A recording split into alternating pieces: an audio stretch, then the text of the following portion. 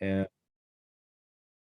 um, a hierarchy of social rewards, if what you have, um, or who gets what and why, right? And how this is evolved since the Marx started talking about it, as capitalism evolved in Europe and in the Americas in relation to labor and work. Durkheim talks about this with the division of labor and society. Weber expands on that, and we'll kind of look at the two class models that are built on Weber and Marx. Yeah, it's differential access, right, to institutional means, resources, how they're allocated. Differentiate globally and within societies and how they work. It's historical, it's political, it's economic, and it's cultural, and it creates these disparities with this throughout time. Now, it's very important to understand how hierarchy societies work and inequality works. You can't just, the power works and the elites govern not just through brute force, right? Which throughout time they have done this, right? With mass societies. We'll end up in this unit in a couple of weeks with C. Wright Moses' power elite theory. But they also operate, through coercion, right? To maintain positions of power and to maintain governance and stuff like that. So it's very important to study ideologies, that support these systems of stratification. So, economic inequality, social stratified societies are political, right? And they're ideological, right? As well as economic, right? And throughout time, as societies evolve, especially in post-industrial societies after capitalism, the elites have really pitched this idea that inequality is natural, right? That this is kind of the Alfredo Parentis, the Italian sociologist who would be a functionalist, that that they're just certain groups, a kind of social Darwinist type of thing, which we've talked about in this class, that the elites are just better at governing, they're smarter. It's kind of that was that social Darwinism thing with it's in their genes, and mass societies have to be governed and controlled, and they've sought to naturalize inequalities, right? Okay, and that it's just best to have them run things, right? Yeah, so this has been kind of a dominant ideology that's kind of been reinforced. Political scientist that's been around for a long time, Adolph Reed Jr. and his son Tory Reed, who's like my age now. They're big on this and on ideologies and this type of stuff, and how that kind of works throughout history. So this is something to get groups going, and this is kind of how it's worked in relation to class-based type of stuff to get workers to work and things like that, and to neutralize social movements and use this type of stuff. Ideas and ideologies count in history, don't they? Absolutely. And they get embedded in mass media systems, and at a certain point they realize, and this was at the turn of the 20th century, that it was much more easier to govern and rule within power structures through coercion, right? And you can kind of control, you can with ideologies and the controlling of ideas and information and media apparatuses and things like that. So really, when you look at power and dominance today in the Republican and Democratic Party, they pretty much govern this way, right? And there's two basic corporate identities, that represent these party interests. And they're able to throw out these, and really, when you look at it, especially since the 1970s, really these non-issues out there. to kind of, stoke and kind of, coerce people to divide and rule type of stuff.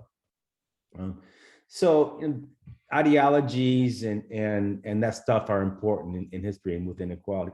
And that kind of formed the embedded of American stratified system, right? This ontological standard of equality, right?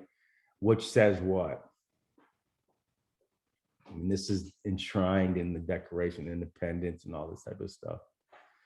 And equality of opportunity, right?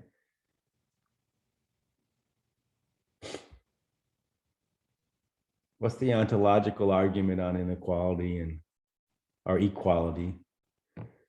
That we're all born, right? We're all equal in the eyes of what? This supreme being, God, right? And that we all have, the pursuit of life, liberty, and happiness. That we all, have opportunity. It just is the big ideology that if you work hard, play by the rules, kind of this rugged American ideology of individualism and stratification. That you can move up, right? And anything's possible here. And for some regards, that has worked, hasn't it? Right? Sociologists would be kind of skeptical of that, right? With that, so how in stratification is changed, right? How it operates, right? It operates through the political economy, right? With institutional practices, especially political and economic, right?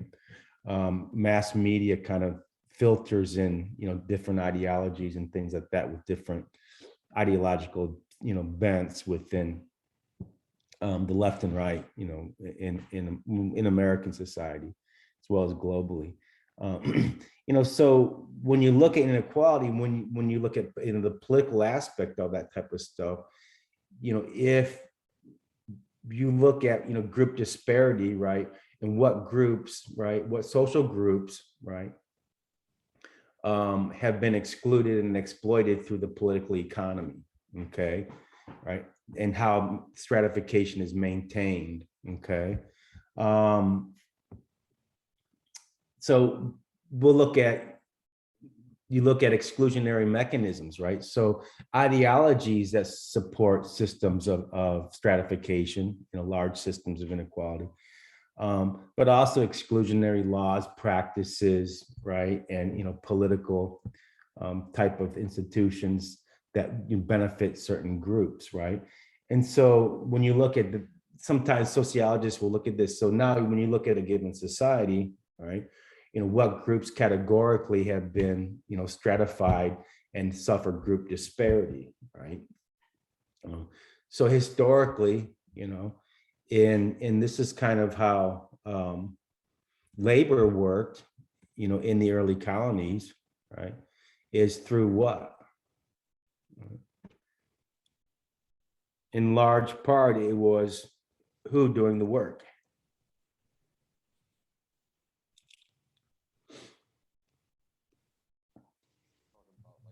Population. Poor folks, right? Yeah. It wasn't the best and brightest that were, coming over here, right? It was poor whites. Nancy Eisenberg, a great book on this, historical look at this, and how that worked. A book called White Trash, okay? The History of Class in America. And, these terms that we still hear today, white trash, trailer trash, rednecks, all this type of stuff. They had its beginnings in early America, right? Dungle people, the trash people. They were clearing the land. They were fighting the wars, right? It was class-based, right? And they had an increased need for labor, as the economy expanded, and that's where you get in, slavery, okay? Africans coming over. Large part of them went to South America and the Caribbean. A small portion came to the Americas. And so you had these poor whites and these poor blacks, right? working together, right? Being, in the same social group, um, different lecture, different chapter next week, right? And they outnumbered these elites, right? They were really had a lot of social solidarity, right? And the elites, sought to do what? Chip away at that solidarity, right? And this whole thing, these racial categories hadn't even come into being yet. And this is where they kind of start. And so that's how race and racism kind of begins in the early economies. It's a very coercive type of way, and they use this to, right, because of the slave rebellions. They had a hell of a time stopping these slaves. We'll talk about this more next week. They were scared as hell, especially when Haiti, when they sent 30,000 Polish soldiers. When Napoleon sent 30,000 Polish soldiers to stop Toussaint's slave rebellion, right, in the 1780s, or 1816, I think it was. It began earlier, but, and these Polish, with that's where that word slavish comes from, right? Slavic, slavish. The Poles, the Slavic people, were basically a tribe of slaves in Moorish Spain. And so what do they see? They see a commonality with who? Not the French, the elites, but the slaves. Most of them took sides with the slaves, and to this day, if it wasn't for those Polish soldiers, Haiti wouldn't be, a free colony. And the Polish hold a high social status down there. There's a museum for them in Port-au-Prince. So when you see a lot of light-skinned Haitians, a lot of them, there's a lot of descendants, Polish descendants. Even several years ago, one of the popes who were Catholic, had family members down there, and he went down there. So this had the elites shaking in their boots. So this is kind of how these pseudoscientific theories on race came into being. Different. We'll get into that next week. But it worked, didn't it? And so, so race was kind of abstracted, from class struggles, right, and the political economy. And I think that's important to know. Adolph Reed, Cornel West, and a lot of scholars talk about that, especially in the post-60s, how they've kind of looked at group disparity, especially with Black Americans and stuff like that. Because a lot of the, Du Bois, Bayard Rustin, A. Philip Randolph, King, all these people, they were all about, fixing the economic conditions and the political economy. Race and racism wasn't even, that was an abstract idea for them, like fighting terrorism, right? But it was something, scholars would say was used to another method of coercion, right? Especially with the Democratic Party. Boom, back to the early colonies, right? So, so you have class-based stratification, right? And, basically free work and things like that, poor whites, poor Black. Then you had, women, right? Marginalized, the same way. And, so when you look at kind of, sometimes sociologists will call it the holy grail of stratification with race, class, and gender, and how that kind of operates. So these are like, to fix these things, right? You're dealing with like wicked bias, or wicked problems, right? And fixing this type of stuff. So, and things have gone like this throughout the course of time in America. But it's something that, to understand it and how it maintains today, with ideas and ideologies and political institutions and how it works, right? With disparities amongst different groups and things like that. So this is kind of, trending now, right? Which is cool, because, right now, a lot of people are in survival mode, right? And so a lot of this stuff has been exposed for that. So I think when you look at ideology and kind of, abstracting some of these ideas in stratified societies, it's very important to be very, let me see, skeptical, right? When different, political groups co-opt, different things, especially the upper classes. Okay. So social class, class stratification. So, I mentioned about, especially with Black political thought and Du Bois, King, Philip Randolph and others, it was all about class, for them. When you look at some of the early struggles, in post Reconstruction societies in America, and what determines class. Okay. And there's two models that sociologists move. And so, when we talk of class, the most people will talk about is what? When you think of social class, Melissa? So when you think of social class, you automatically think about wealth, how much people make. If someone is poor, they're lower class. If someone is rich, Yeah. they're upper class. And the middle class is kind of varied by different stages. There's upper middle class and lower middle class. Yeah. I think it surpasses race. It just goes right to the economic part of people's lives. Yeah, most people will talk about money, right, and how much one earns, right? A lot of people will say they're middle class, when you look at research on that. Economists will look at social class as,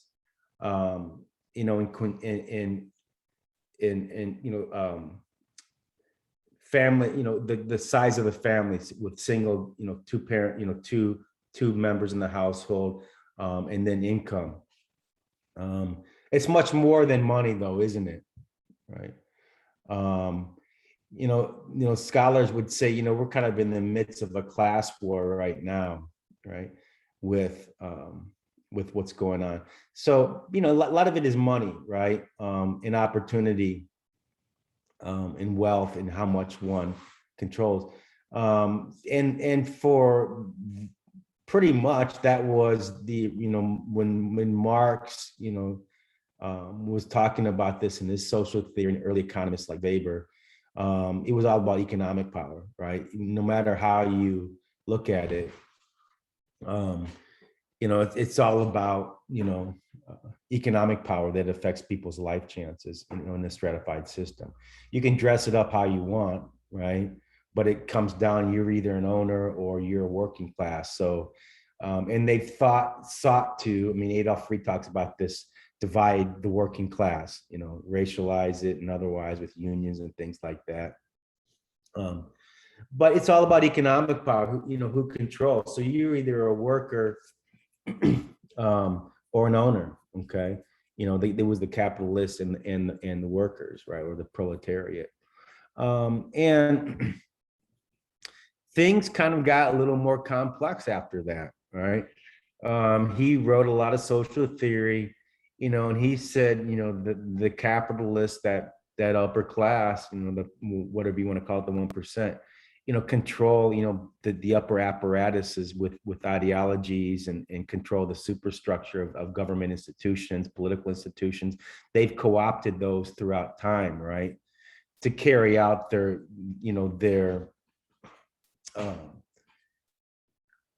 project, because essentially, what you're talking about are political projects, between, these groups, according to Marx, right? And so they're going to use different ideas and ideologies throughout history, right, to get, to coerce and, break up group solidarity and things like that. And it'll basically, control those ideologies and perpetuating systems of exploitation and exclusion, right? And there'd be like ongoing class conflict, and it's very interesting to see, the opening night at the Met, and AOC shows up, a very bourgeoisie. I talk about the bastion of power and privilege in American society, right? And this is something that would make leftists scholars, and others, I guess class warriors, right? They would call them. Uh, just cringe, right? And to have, even, there's some great articles on this. Basically servants around here with this kind of woke type of tax the rich gown that probably cost about $5,000. So that's class today from where we went from Marx, and she's a very kind of left-leaning politician and things like that. So some of you probably, I think Melissa, you're shaking your head. You saw that?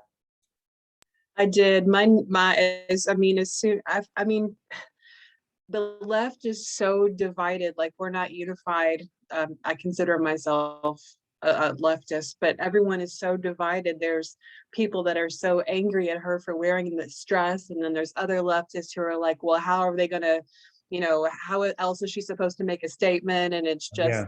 we can't be unified at all. Yeah. And and we can't forget, and this is kind of Max Weber kind of brings this a little more center, right? From Marx, that in your face class struggle stuff. That's great, right? But Weber's like, wait a second, it works a little more different than that, right? Let's not forget conservatives have insights too. Okay. They're gonna kind of take this, conflict theorists, that would be, kind of a Marxian, neo-Marxian type of look at type of things. There, functionalism, which could fall under kind of more of a conservative, social conservative type of framework, are going to say, rising tide, lifts all boats. You got to kind of let them do their thing. And, there's too much, regulation of them, and you kind of let them go, and, things like that. And for some, sometime throughout history, that kind of worked a little bit, right? Blacks after post-Reconstruction within the stratified, South in America took it up amongst themselves, right? They created their own political economy, created a lot of wealth, Black businesses, Black arts movement, gave birth to you would have no cultural art forms if it wasn't for Blacks, Americans in the South, jazz, blues, all this type of stuff. And they did that all from about 1875 up until to the 1920s, until the Depression, right? Big boom. The Harlem Renaissance encapsulate that. Scholars, Du Bois was part of that. You had the community, and it was pretty much the 90th percentile of illiteracy. And by the 1920s, you almost had full literacy, So, and they did this without help of the federal government, you see, and had with the backdrop of lynchings and, all that, horrible shit that went down. Yeah, so so Weber is like, okay, and this is kind of early sociology that the discipline is forming. Du Bois is studying with Weber. Okay, that's why I mentioned that era. And he's like, property isn't the sole basis of stratification, right? Yeah, ideologies account, mechanisms of exclusion. But he added in prestige and power. He determines social class. He understood the cultural aspect of that, right? He understood consumption and conspicuous consumption and status markers and things like that. They both agreed that there's an ideology that's very coercive and kind of blinds the working class folks, and kind of go through times where they pit one part of the working class for the other part and kind of keep that scuffling amongst themselves. So he expands. I'll come back to that. And that's kind of the model a lot of sociologists will look at is the Weberian model.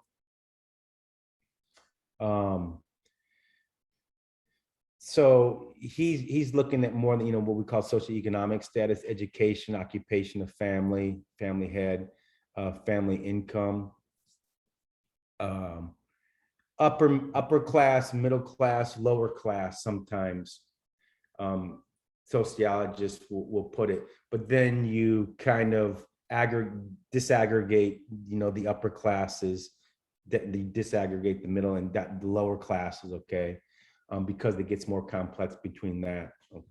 Um, so how I think of class, right, and we'll get into the different models, is economic class, right? In Weber's property, power, and prestige. What you owe, what you accumulated to wealth, and things like that. I'm going to go actually back to. What's that? There we go. But it's much more than that, right? Income and accumulated wealth. Do you have stocks? Do you have savings? Do you have stuff you could fall back on? Are you investing? And then political class, the power to influence public processes, can basically influence within the political apparatuses, right? The upper classes and the top have more of a sway in that, don't they? Conflict theorists will say, that basically the system has the interests of the, the big corporations and things. It's corporate state capitalism, basically, what Marx would say today, and Weber too. And then cultural class, which is a little more tricky, and that has to do with education, right? Taste, lifestyle, also we call it cultural capital. How much education do you have?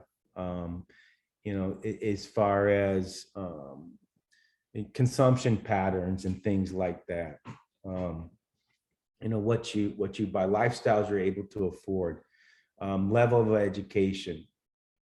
Now, David Brooks, intellectually writes for the New York Times, wrote a article in the Atlantic and said, and looked at class, where now things have kind of flipped from this, where you have the Democratic Party largely is dominated by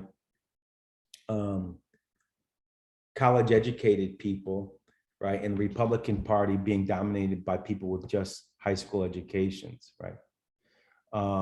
And so the class interests of both parties shifted, right, over the course of the last 40 years, especially since the 1960s, right? Where, and this kind of, puts it into the political class and social class and how that works, where for a long time the Democratic Party was, all about the labor movement, trade policies, and class inequality. And they shifted, throughout the 1970s, post 1960s, and became more of, kind of an elitist type of thing. And so you have basically America divided between middle America, right? And then your coastal elites. So it's a great article on that, David Brooks, in the Atlantic, that talks about, some of the history of this type of stuff. It's just something I just came across and read recently on this. A big determinant of this is, do you own a house? And now you're do you have a college education, right? Because that's gonna give you what, a level of economic power, isn't it? It's going to give you a little more bargaining in the labor market, right? When you have a roof over your head, it's something you own, and then that degree and that credential, that cultural capital. So I don't know if anyone checked this out, but this kind of aggregates it into 5 quintiles like economists do, but it explains kind of the concentration of it. Now, this was from 2012 and it's gotten worse, okay? And let me know if you can hear this.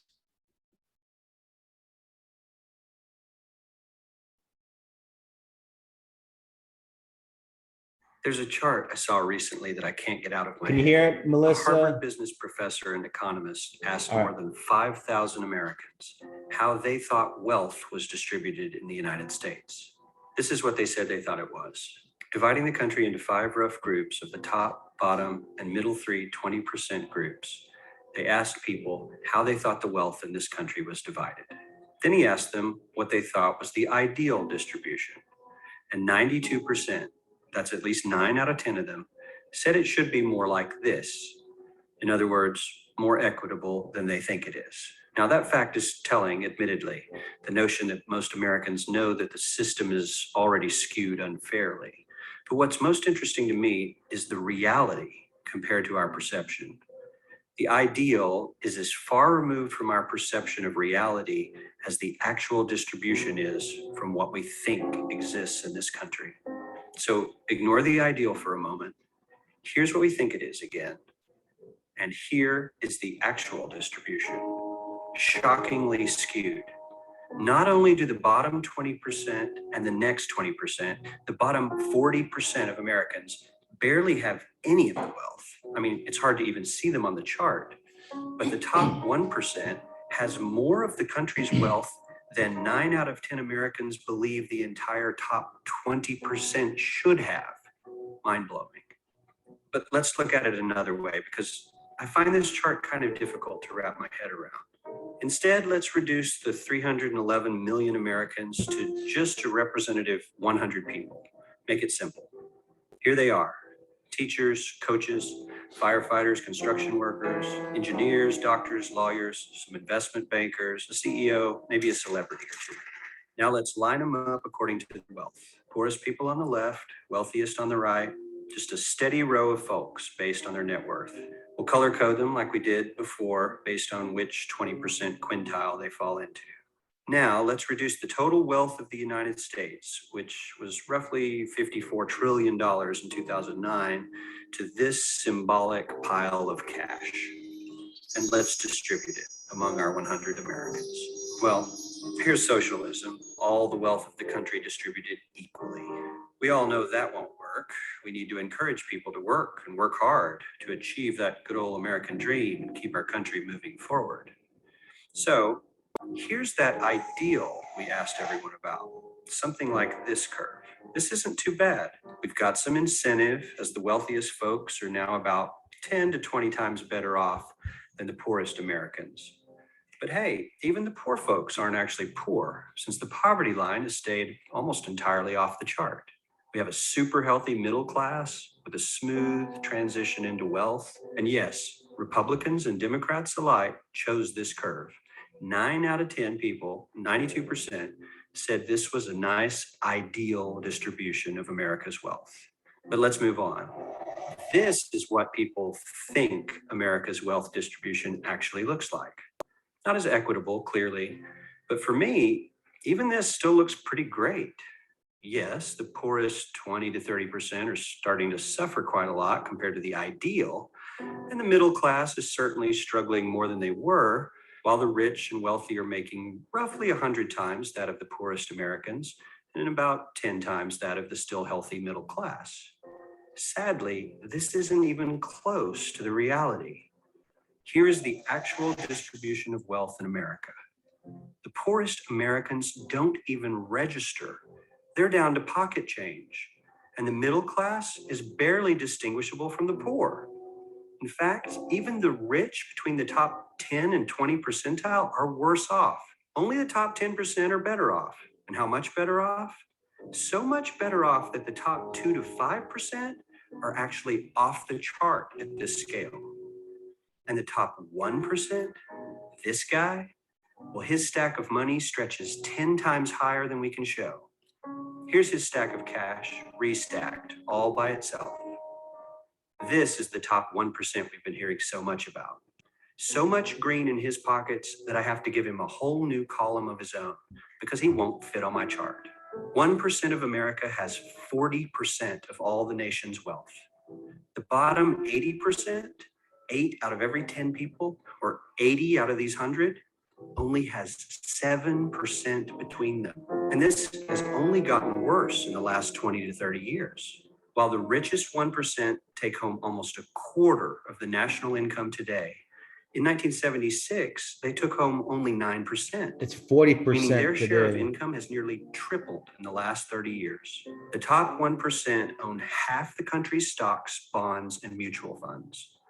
The bottom 50% of Americans own only 0.5% of these investments, which means they aren't investing. They're just scraping by. I'm sure many of these wealthy people have worked very hard for their money. But do you really believe that the CEO is working 380 times harder than his average employee? Not his lowest paid employee, not the janitor, but the average earner in his company. The average worker needs to work more than a month to earn what the CEO makes in 1 hour. We certainly don't have to go all the way to socialism to find something that is fair for hardworking Americans. We don't even have to achieve what most of us consider might be ideal. All we need to do is wake up and realize that the reality in this country is not at all what we think it is.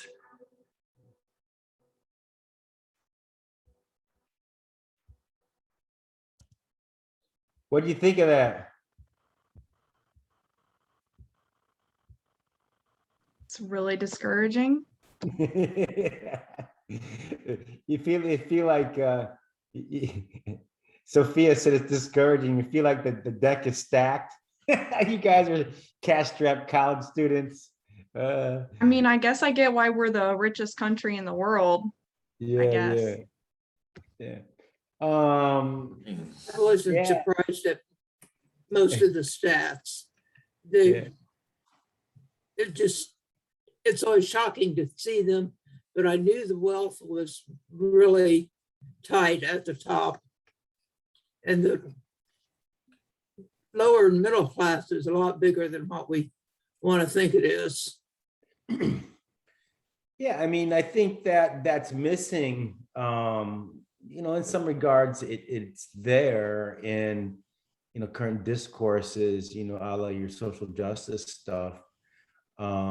But that, I mean, that's grown exponentially since the 1970s. So it's taken off. They call it the jaws of inequality. That's what Putnam talked about, going to a me society.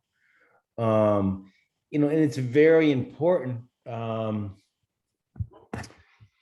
that, that mass society, right? Everybody is doing what? Consuming, right? 75% of economic productivity is based on middle class consumption, that big middle and working class. So we got to be consuming, right, to keep fueling this type of stuff. That's why when the pandemic hit in, it pulverated American society, and they were struggling. You guys remember that? And one of the first things they did was just the Federal Reserve just turned on the money spigot, right? Cranked it up, started buying trillion, the bonds, and you guys know. And then they started putting, I mean, it was kind of like, some of you are old enough to remember Oprah Winfrey's show, right? And, it was kind of like, I always use the Oprah Winfrey metaphor. They started putting these cash prizes underneath everybody's seat. Like, here's, it's a new car, and everybody in the audience goes, oh, I can get a big screen TV now just in time for March Madness. Yay. Here's another $1,200. Oh gosh, it's amazing. Yeah, and then they're just doling it out. I mean, because you're talking, this is not billions of dollars like we used to talk about back in the day. You're talking about trillions of dollars. And now that type of stuff is starting to, they're going to basically see if the economy can fly. The benefits ran out, over Labor Day weekend, you guys know. That top has done pretty damn well, man. Since March of 2020, the stock market's gone up like, I mean, 50, 60%, due because of the Federal Reserve. So there's a frontline documentary the other week called The Power of the Fed that gets into all this type of stuff. When you get into the economics of it, it's pretty complicated. Take Professor Fisher's course.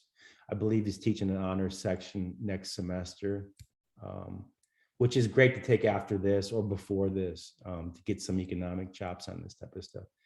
Yeah, it's almost, you feel like, Sophia, it's like a little league game, it's time to call quits. Okay, 10-run rule. 10-run rule here, right? We can all go home now. You won. AOC's at the Met opening with her woke dress and everything. And it's like, I've seen enough, right? The deck is stacked. We get it. So yeah, so we'll kind of see, where this is happening, because right now they're trying to just slowly get everything to run on its own. And it's a big experiment, basically. Frontline documentary get into that, a massive experiment. So when you get into this Weberian class model, the 1%, your capitalist class, this is your old money and new money, right? And arguably, this is there's a lot of new money people that have worked their way into this, right? Some of your West Coast, Silicon Valley startup companies, a lot of these people were fed up with corporate culture and went and, put on shorts and a t-shirt and, started businesses out of their jobs. Kind of very libertarian type of folks, that started making billions of dollars on this stuff. Your Wall Street money, people with PhDs in math and physics that have gone creating these complicated betting schemes on Wall Street and making billions. Now sociologists look at the 1% divided between the top 5%, your investment, inheritance type of people, and then new money, the CEO pay, the video mentioned that stuff, the CEO pay. And then the exuberant amount of money that people are being made in media and pop culture, your people that are sitting in front of television screens reading teleprompters on CNBC and CNN and Fox News, pawning themselves off like they're this serious, like political theorists and things like that. And they're just reading teleprompters and they have maybe 4 or 5 different plastic surgeries or something, right? They're making millions of dollars like doing this type of stuff. That's just a side thing. The amount of money they're making doing this stuff. And then just sports.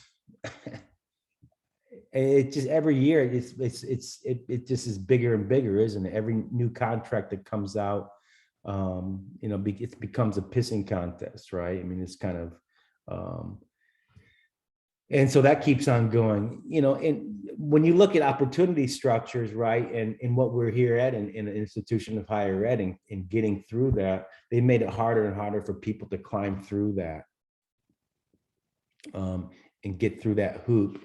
When you guys transfer over to your IU and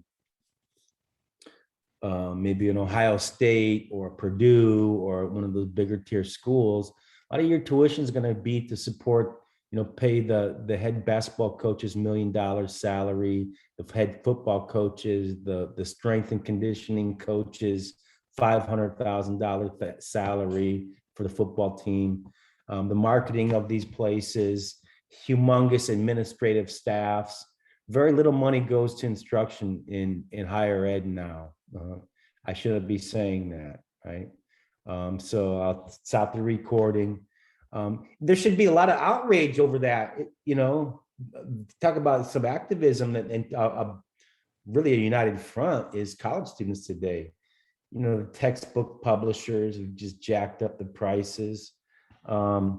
It becomes a big scam anymore, right? With tuition hikes and things like that, and these marketing slogans and all this type of stuff. So we get different lecture, different chapter. So now the middle class, we divide that up into the upper middle class. Sometimes, your top 10%, top 15%. As far as the 1%, they all bypass public schools and go to private schools. in, you know, Ivy League schools, or if they're not very smart, and that's usually the case, they'll go to like a small, you know, expensive liberal arts school, you know. The upper middle class is probably a lot of their kids, if they can afford it, that's an income of 125,000. A lot of professionals, doctors, lawyers, upper level managers of corporations. A lot of them have masters and PhDs, research scientists and stuff like that. You know, over 125,000 combined family income. A lot of earning power. You know, they're the ones that have created the exurbs, you know, with white flight and some of these things, you know, your Carmels and your Fishers, and up here in Fort Wayne, you know, your Boyts and now Carroll and things like that. So they take tax base away from public schools and things like that. That's the stuff we'll talk about with education, and it's put a cramp on middle class kids, which our next slide, you know, going to these public schools. Indianapolis public schools, there's a great example of this, right? With the capital flight of the upper classes and the amount of exuberant wealth that's in, you know, a Fishers and the Carmels and stuff like that. And there's a couple more down in Indy, isn't there? Where that money goes. So it's just kind of sapping tax bases and put it real hard for city revenue and municipalities to operate schools and social services and stuff like that. You know, so whether it's Chicago, Detroit, all these areas have this problem. And it's largely that affluence of that top 15%, the professional class. Middle class people, everyday people, right? The salt of the earth, you know, about 30% of the population. Most people in this have a college degree, about $60,000 or more family income. You can do it without a college degree. It's a little harder these days. There's good paying, and this kind of gets into prestige and status. There's very good paying jobs in welding and construction and plumbing and vocational trades that go unfilled. It's hard to get people to fill those jobs because they don't have the status, right? I mean, there's jobs that you know, pay $100,000 a year. You know, they're just begging for people to get those degrees. But there's been this kind of status hierarchy that's emerged from the class system in America, that, you know, really, that it's those professions are looked down on as, you know, poor, you know, working class type of job. And it's sad, you know, because that meritocracy argument, you know, that, you know, you're defined, you know, if you work hard, and this is a big ideology in America. If you work hard, play by the rules, you know, good grades, go to college, you can, you know, fall in the upper classes and things like that and make a lot of money. Some degrees that's true, but it always doesn't work out that way. That, you know, that meritocracy also, that you're defined. There's a Yale scholar that just wrote a book called The Meritocracy Trap, which is a good read on all this stuff. Markowskis is his last name. He's at Yale. It's called The Meritocracy Trap. Yeah, so, you know, that you're defined by, you know, what you do, your job and your possessions is very American thing, isn't it? You don't see that when I was in Europe and in the Netherlands teaching, you don't see that type of status, really status anxiety. You know, sociologists would say, you know, that people just keep climbing, don't they? And they're just so concerned, you know, about what their friends think and what their job is, you know, what car they're driving, what school their kid goes. And if your kid can't get into, you know, Cathedral, oh my God, he's got to go back to Fisher, the Hamilton's, you know, public school. Or if you can't get into, you know, Canterbury school, oh my God, what my friend, this really, and there's been tons of studies on this, you know, status anxiety, you know, especially amongst the upper class and middle class now are falling prey to this type of stuff. And that's just something you do, something you did has anything to do with who you are. And, you know, some scholars would say, you know, social psychologists say that's led to like spikes in depression and anxiety and all types of shit, man. All because of social class, people wanting to climb and, you know, that keeping up with your Joneses. So that's shifting. You know, I was reading a story the other day in the Times about this. You know, if they get this infrastructure bill passed and they work it out, that they're not going to have, because it's a lot of, you know, building infrastructure stuff, roads, and, you know, you're going to need, you know, concrete people, plumbers, you're going to need welders and all this type of stuff. And these people just don't have, they can't find workers, right?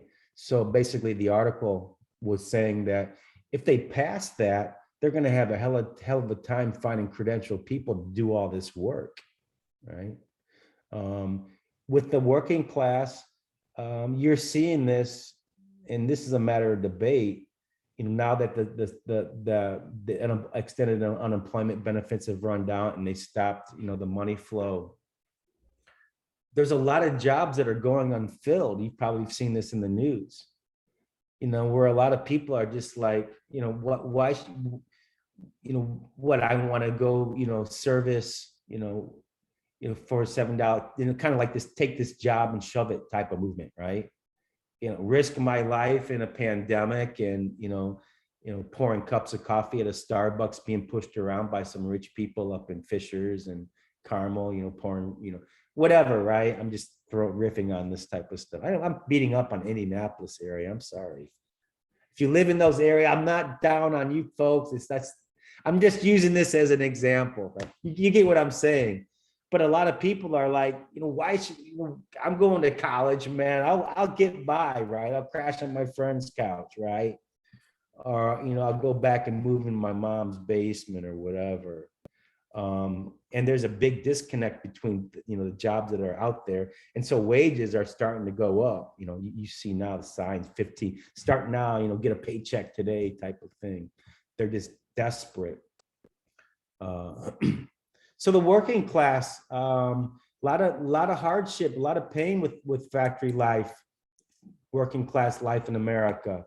Policies from both political parties have shipped jobs overseas. You know, they're on the losing end of globalization. This has been going on since the 70s and 80s. You know, the jobs have gone away. The towns have almost, you know, blown away. You know, and you know, if it wasn't for, you know, say maybe a McDonald's and a Walmart and a federal prison, a lot of them would have, you know, just kind of gone under. You see this with some towns in America or in Indiana, you know, Anderson and some of these places, Muncie and things like that, where the factories are gone. You know, it's a lot of hardship. That's almost missing from, you know, the current, I would argue, political discourse, what's going on now. Kind of a class-based analysis on this stuff. Working class, about 35, most, you know, college, you know, degree type of stuff. You know, and then you got the permanent underclass or working poor, depending on what you know, class model you're looking at. You know, these are the people that are, you know, gig economy workers now, three different jobs, going to college. Many of you in the class today would fall into this. That are just, you know, playing the game, doing what they're supposed to, and not getting any, benefits, you know, as far as food and things like that, and housing, stuff like that. Just Barbara Ehrenreich, she wrote a book called Nickel and Dimed on this, where she went undercover with these groups. And then you know, when you look at homelessness, a lot of, you know, it's kind of hard to calculate, you know, how much in homeless. A lot of people, if you remember in 2008, 2009, 2010, the last economic collapse, a lot of the middle class fell into homelessness. You know, you saw a lot of the people move to Florida because of the warmth, the tent cities and stuff were popping up. Some of you might remember this. more because of, post-industrial societies and the decline in unskilled labor and stuff like that. And then you see the big problem with this, with the closing of long-term care facilities for the mentally poor in the 80s. When those all closed, it pushed a lot of these people, out in the streets. So a lot, you see this a lot with deviants. A lot of the people, the criminal justice system, a good portion, are people getting rearrested, or a lot of them are homeless, that basically these places aren't set up for them. They're dealing with some type of, mental problem, with schizophrenia or whatever, right? And they're, out in the streets, because those facilities all are closed. So consequences of class, we talked about family role, divorce rates and stuff like that tend to be, more in the lower classes. Child rearing, I mentioned, pressures with kids. Annette LaRue talks about this in her book. A lot of people, there's tons of books on this type of stuff with parenting and class stuff. When you look at education, I talked a little bit about that with public schools and private schools. A lot of the boom in private schools, had to do with capital flight amongst the upper classes. With that, conflict theorists emphasize that the way schooling works in America, it reproduces the class structure, right? And a big determinant of whether you get in the middle and upper classes is your get into college is based on your parents' social class, not ability or how smart you are. So they're going to emphasize kind of restructuring that redistributive type of policies to fix that type of stuff. Schools are funded, you got a rich and poor school. Then you get healthcare and social class and things like, we don't have a lot of social safety nets.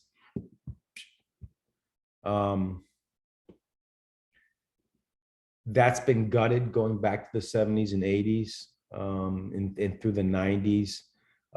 It was pretty much, in the Welfare Reform Act under Clinton pretty much put an end to welfare as we know it. Most go to are non-poor, right? 80% go to tax kickbacks. Only 20% go to people who are poor and need it, as far as housing subsidies, food stamps, Medicaid and stuff like that. Very, very few. We have the highest rate of child poverty in the world, right? Pretty much the poor people are invisible, right? Poverty is off the beaten track. You don't hear it when politicians run for president or anything. They barely use that word, poverty or poor. Bernie Sanders was an exception to that. He was talking that stuff, but very, very few talk about it. Even poor kids, right? The amount of child poverty is just astonishing.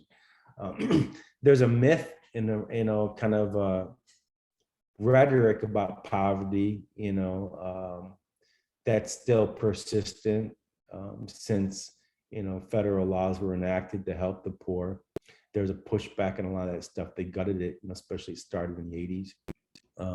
And only 20% go to help. The other go to kickbacks to corporations and wealth, tax cuts and things like that.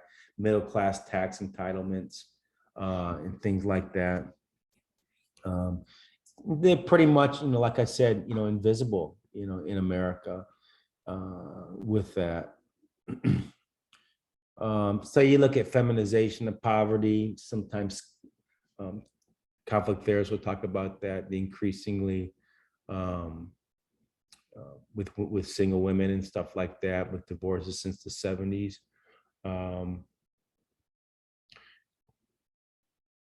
So when you look at poverty, you know, a lot of it is, and this is part of, you know, going back to where we started today with a very dominant ideology in America is, you know, personal responsibility, right? If you're poor, you know, pull yourself up by your bootstraps type of mythology, you know, the rags to riches type of stuff. You can do it, a very individualistic explantation. You don't get a lot of structural explanations that you know that sociologists, you know, offer on systematic changes to fix this type of stuff, class-based stuff, getting people access to the political economies. You know, when you look at group disparities and things like that, globalization was a big one, huge. Um, um, in the 80s and 90s, you know, that suffered a lot of job loss and job, you know, people falling down the class ladder. And then, you know, when you look at poverty, you know, a lot of people who fall under that measure, you know, which only accounts for, you know, a low cost food budget. It doesn't take into account, you know, housing and, you know, cell phone, you know, heat and things like that. It's just food. And the measure hasn't changed since the 60s. People are working that are getting, you know, food subsidies and things like that. And then a big problem is the skilling of jobs, you know, shifting from manufacturing to service type of economy that's create kind of a gig economy. So I'll stop and open it up for